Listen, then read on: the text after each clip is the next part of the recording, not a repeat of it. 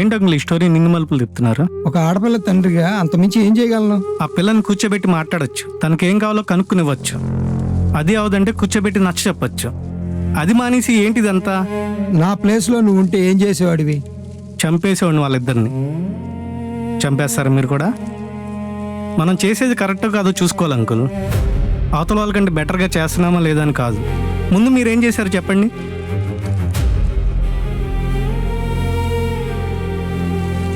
చూడు,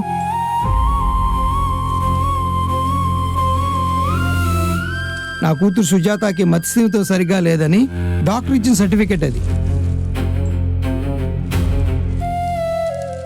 అంటే ఇప్పుడు తను మేజర్ అయినా తను చెప్పిన మాట చెల్లదు. పైగా మస్తీంతో లేని అమ్మాయిని తీసుకెళ్లేందుకు వాడి మీద కిడ్నాప్ కేసు పెడతారు. అసలు ఏమన్నా వేసారా ప్లాన్? అంటే ఇది చూసి వాడు అమ్మాయిని వదిలేసి వెళ్ళిపోయాడా? పారిపోయాడు.